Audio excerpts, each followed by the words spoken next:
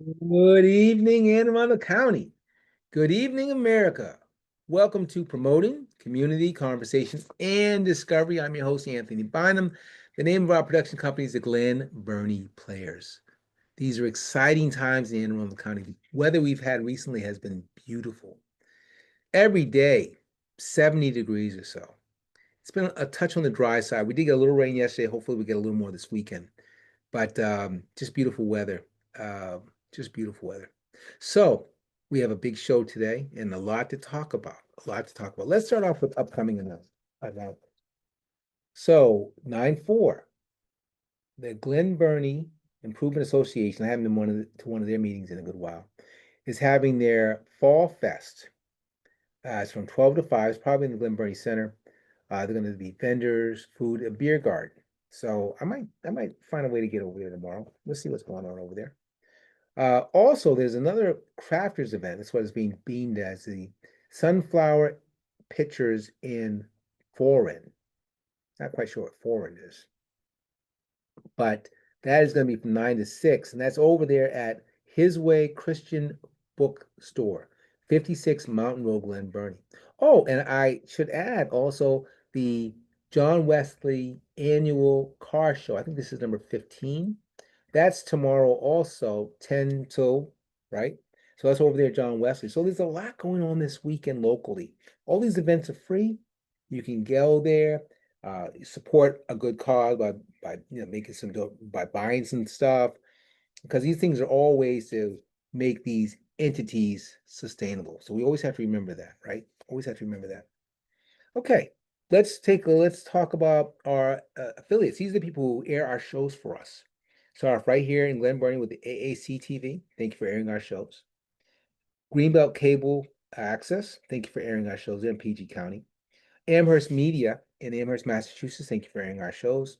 Manhattan Neighborhood Network. That's in the Big Apple. They have 5 stations. Thank you for airing our shows. Brunswick TV3. That's in Brunswick, Maine. Thank you for airing our shows. Okay. Most admired. Again, why didn't I get to this guy earlier? But this is the beauty. There's so many out there. I can do this as long as I have breath because there's so many important people in our lives. And you're important because of what's in your heart, not necessarily what you've accomplished. But it doesn't help when you're a great athlete. So we're going to take a look at the life of the great Elgin Baylor. And let me go ahead and see if I can get to that. There we go. All right, so Elgin Baylor was born 9/16/1934. He died 3/22/2001. He played all 14 years with the Lakers. Started off in Minneapolis, and then when they moved to Los Angeles, 14 years. This guy was a gifted shooter, gifted rebounder, gifted passer.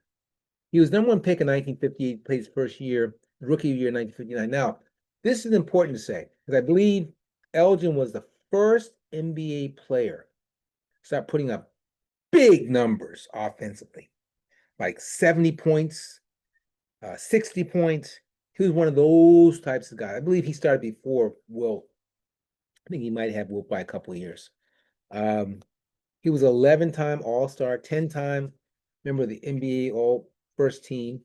He was voted 50 greatest players 1996. College, he went for a year at Idaho. Then he went apparently 2 years at Seattle, but he was convinced to skip his senior year. That's how badly he was needed. And here's the story. Minneapolis, the Mikan years were over. Yeah, they had a dynasty, but George Mikan retired in 55. The team had fallen on bad straits. Nobody's going to these games. They don't even really have a permanent place to play their games. I guess they're going back between whatever they can get. They're in bad shape. So the prior year, the team goes 19-53. And they draft Elgin. Apparently, he was an underclassman. So this is probably way before any of those rules came into effect at all. But it probably didn't become an issue. What do they call hardship for quite a while. Um, the team was in financial ruins, bad shape. Matter of fact, the owner of the team said that if Elgin had not signed with them, he was going to have to sell them. maybe even disband, because they were just losing money hand over foot. They signed Elgin $20,000, which was unheard of in those days, but it paid off.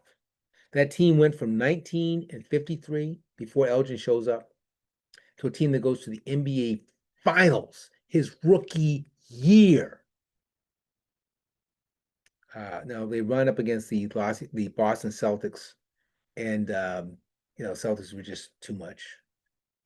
But he was responsible for starting that rivalry. Like I said, this was one of those guys that put up big numbers when nobody else was doing it. I mean, big numbers. Could leap, jump to the moon. A couple of stories I want to mention about the great Elgin Baylor. The first one, Elgin was actually in the service. He was a reservist, and he was activated in 1961. So 61-62 season, when the team made the playoffs. He had to go to his commanding officer and request leave so he could play in the playoffs. Oh my goodness. What a story. But here's the other one. So when I was in the 5th grade and I'm playing basketball, maybe it was the 6th grade, maybe it was my 2nd year. And I had heard about this guy named Dr. J, and I had never seen him play. I think I saw a picture of him in Sports Illustrated or something like that. But all the thing I could think of was Dr. J, Dr. J, Dr. J. I had never even seen the guy play.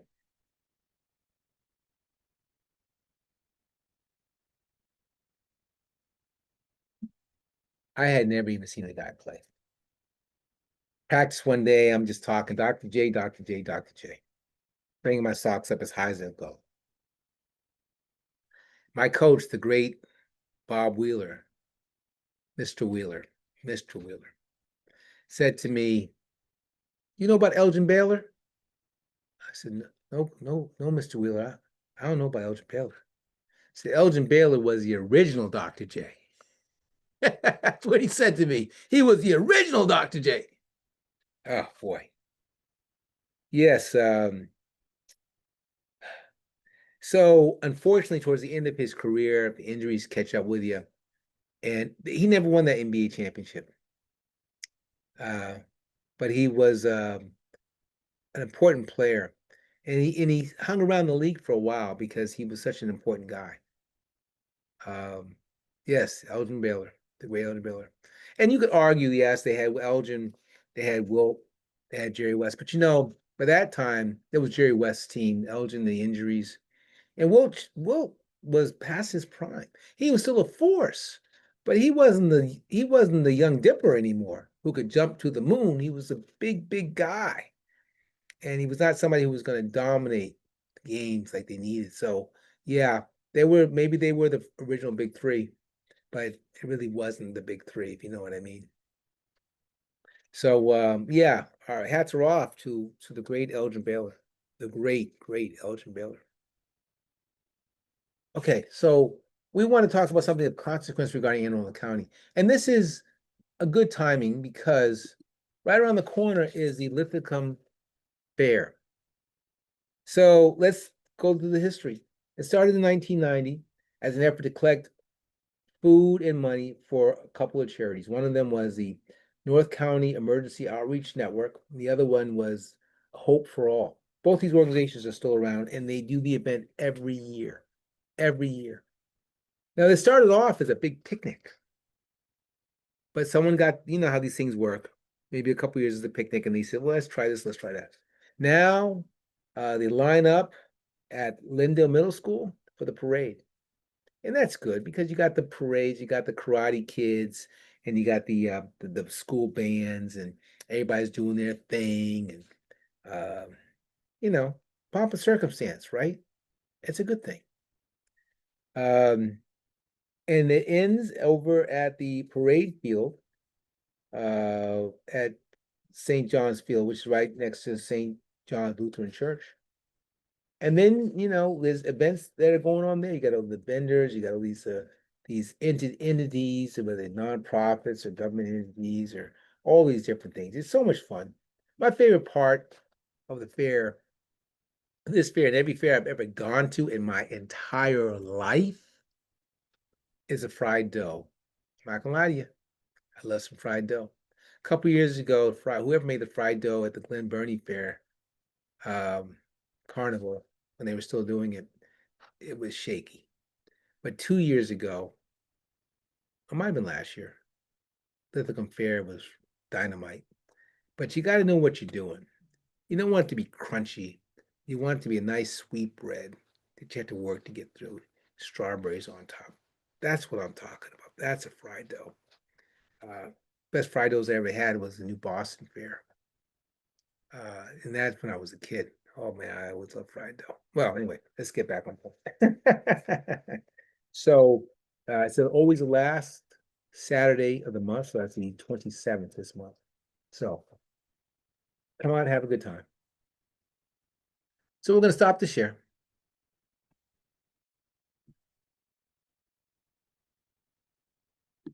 So I was thinking Lakers, Lakers, Lakers, right? Elgin Baylor played for Lakers. Lakers have had many great players, many, many great players. And it seems these last 10, 12 years or so, and the NBA's changed. You don't really draft anybody now. You can sign them and they come out to LA because the agent says go to LA. Shaquille O'Neal, right?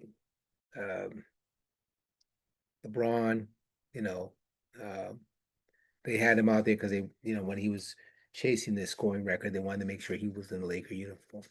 And they did win an NBA championship with LeBron, so they did win one. He's still playing, and I guess all his family's playing too. That's a different story. I want to talk about other Laker greats, greats that you may not necessarily know about, but they've had basically like four dynasties. Yes, George Mikan was the first, but I guess you'd have to have the Jerry West, Elgin Baylor, uh, eventually Wilt teams, the Magic and Kareem teams. Well, it was Kareem first, then the Magic came in as a young man after, and the Kobe teams, right? So you had a lot of these eras of great dominance by the Lakers. It's important the NBA have good teams in Boston and LA, and then good um, small market teams like the Pacers and the San Antonio Spurs, et cetera, et cetera. So I want to talk about these other guys. Great Lakers, but guys you may never play seen. First one I want to talk about is Vern Mickelson. Vern played 10 years in the league, was 6'7", played during the Mikan years. But he was good on his own. Again, one guy doesn't make championships. I think those teams won like 3 or 4 NBA championships. Gail Goodrich. Now, Gail went to UCLA and he ended up getting picked by the Lakers in the late 60s, I believe. 6'1" point guard, played with Jerry West. He was a good player in his own right. I remember seeing a game or two. He had a jumper. Gail Goodrich had a jumper. Yeah, yeah. Jamal Wilkes, another guy went to UCLA. He played for the Lakers for 8 years. I think he started with Golden State, though. I think he won a championship with Golden State, actually, and with Rick Barry's team, that team of undersized guys. Anyway, Jamal Wilkes had the craziest release of a jumper in the history of the game. Period, bar none. It's like a relief pitcher, I swear. What? What? Huh? Went in again? He was a deadly shooter. Ooh, he was a deadly shooter. Michael Cooper. Well, people know who Michael Cooper is, but I'm going to bring up Michael for a different reason. Michael played all 12 years with the Lakers. Michael was a great, great, great defensive player. And if you recall, when they were playing the Celtics, Michael Cooper was a 6'5" guy, and he wasn't a big guy, but they always had him on Larry Bird. Now, nobody was going to check Larry Bird. All you really want to do with a great, great player is make him work hard and maybe gets tired for the end of stretch. But Michael Cooper always drew Larry Bird. Always. And a couple times he would get under Bird's skin. A couple times. Because everywhere you turn, he's in your face. He's in your grill. Hands always in your face. The great defensive players are quick enough. Because a great offensive player needs to create space. Right? So you use that pivot foot to create space. But the great defensive players are able to take that space away from you. So that when you go to make your first step, they're right there, mimicking your movement. Now, in the case of Bird, Larry Bird was not the fastest guy. He was just incredibly accurate. So that first step may not even be a step. It may even just be a jumper because he was like that good. But still, they believed in him so much, believed in Michael so much that he got the assignment always. This is a guy you don't know of. Slater Martin. Slater Martin was a 5'10" point guard. He played during the Mike and year era. He was a seven-time All-Star. Seven-time All-Star. Norm Nixon. I remember Norm. He came, I think he was there before Magic. And, I often question why they traded Norm Nixon away. The only thing I could think of, Byron Scott was a little taller, a little bigger, 6'5" guy. And I think what they were thinking was that Norm was more of a natural point guard, but he could play off the guard. He could play off the ball. There's no doubt about it. He was a very, very good basketball player. And he married Debbie Allen. So that's a power couple. AC Green. I bring up AC because he was a man of conviction. AC Green, 6'9" guy. He played power forward, but he wasn't a real big guy. But he was a good rebounder. He had that crazy Jerry curl. I don't know what's up with that. But he publicly said that he had a claim of abstinence and did not plan to break that abstinence until he found the woman that he wanted to marry. That's conviction. He was also an Ironman. AC Green played 1,192 straight games. Yeah, that's that's that's impressive. Clyde Levitt. Levitt. I think it's Clyde Levitt. There are only two guys in the history of the game to win championships with both the Boston Celtics and the Los Angeles Lakers, and he's one of them. The other guy was Rajon Rondo. The last guy I want to mention, and there's tons of great, great Laker players, tons of them. But the other guy I want to mention is Happy Hairston. And I'm going to mention he played during the Wilt years, and he was a small 4'6'7" guy, shot a lot of jumpers. But I think he must have had a lot of personality because he did that Miller Lite commercial. Do you remember this commercial? Where he said, the fine people of Miller Lite said that if I could keep a ball spinning on my finger through the length of this commercial, they'd give me a free case of their Miller beer. Now, and then he goes through the pitch, and I forget exactly what the words were. But then after it's over, they hand him the case of beer, and he walks away, and the ball's still spinning. And everybody's like, ooh, one of the greatest commercials in the history of men's commercials. Happy Hairston. So I do have some things to report. We have a couple shows under production now. The Adventures of Auerbach has been tweaked. It's almost ready. We did an airing of it the other day. It's good enough for me to do a screening of it. I'm hoping to get it aired for the movie night for the Greater Ferndale Civic Association. And if that movie night happens, it'll be the 26th. So the same Linthicum weekend, the Friday night, it'll be that movie. Try to air that first and whatever Disney movie they're going to run. Hopefully that comes to fruition. It needs to be tweaked a little bit, but here's the important part. It is blended animation. And one of the things we are doing is we created another YouTube channel for just the animated pieces. So we want to get that on the air in that mode, but we still have to tweak just a little more. I'm going to be working on it with Trayvon, who's doing a great job for me. Thank you, Trayvon. Thank you so much. The other one that we just sent out last week, it'll be a little while before we get it back, is another community conversation and discovery. This one is devoted to the Navy, ships sailing in the great waterways. We have a great interview on that one with Ray and Laura Henn, who are business people that care about the environment. They're very knowledgeable folks. So for everyone here at the Glen Burnie Players, again, my name is Anthony Bynum. Until next time, bye-bye.